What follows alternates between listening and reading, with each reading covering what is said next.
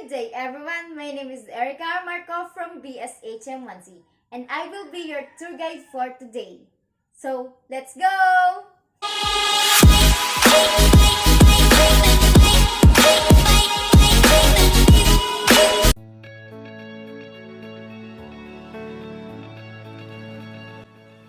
The Philippines is a world-famous tourist destination. Aside from its beautiful places and scenic tourist spots, it is also rich in history and cultures. Filipinos build different landmarks and places to remember the outstanding sacrifices of national heroes, and beautifully exhibit the country's heritage. These particular works of architecture can capture not only the eye but only the heart of the viewers. These historical sites are part of the tourism in the Philippines.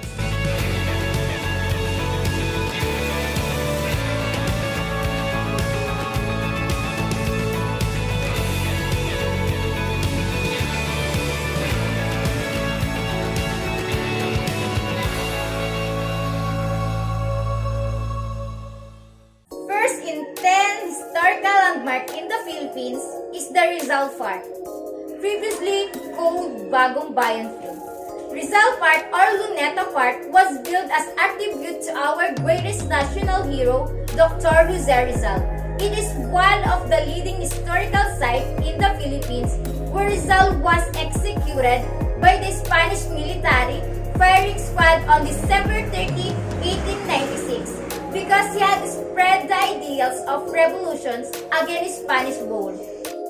Second, the Intramuros is known in history as the Walled City because of its most famous feature, a nearly 3-mile-long circuit of massive stone walls and fortifications that almost completely surround the entire district.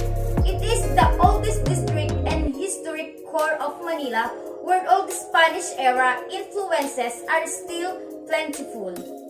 Third, the Fort Santiago. Fort Santiago, located in Intramuros, is a famous tourist destination in the Philippines. It is a historical structure that is part of the city's famous wall. The structure of this site is a museum where you can find a replica of Dr. Jose Rizal prison cell before he was executed. The rest of Fort Santiago was being set up in a beautiful park. There is also an imitation of old dungeons, dark underground chambers of cell used to confine prisoners. You can just imagine how hard it is to be a prison, tortured, and executed in one of them. Fourth, Aguinaldo Shrine. Located in Kawit, Cavite, the Aguinaldo Shrine was the home of the first and youngest president of Republic of the Philippines, Emilio Aguinaldo.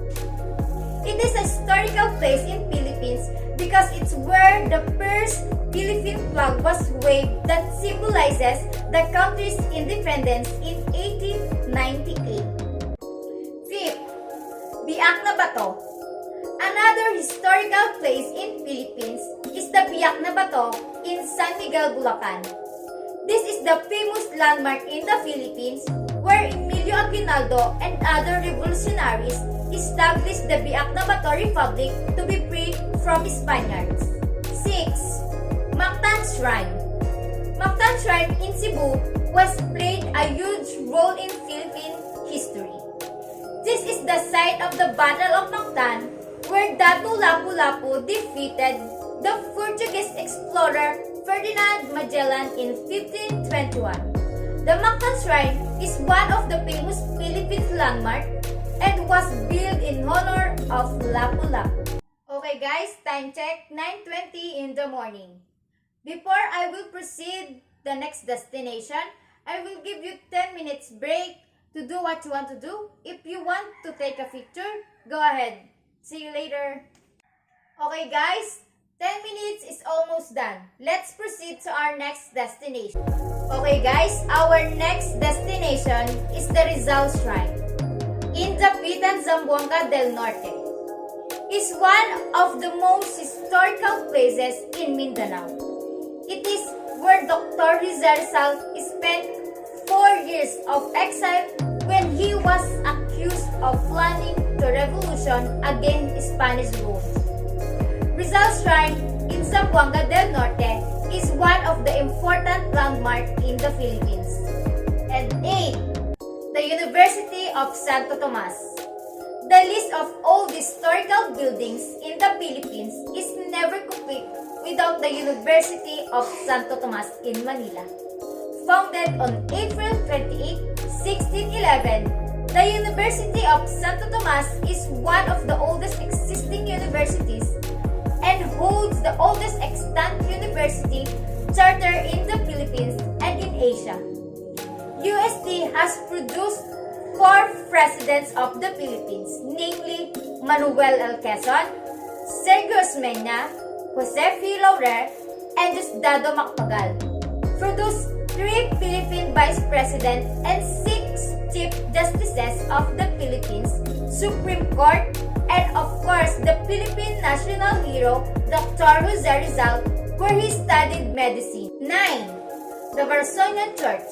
Barasoñan Church is not just an ordinary place for worship, but also one of the most historical attractions in the Philippines.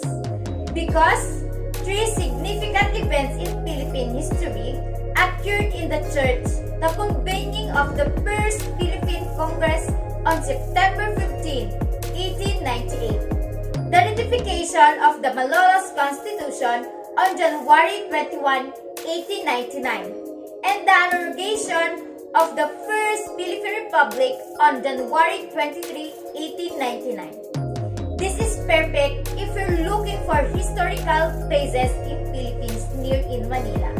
And lastly, called Crisologo. The list of famous historical landmarks in the Philippines isn't complete without Vigan in it.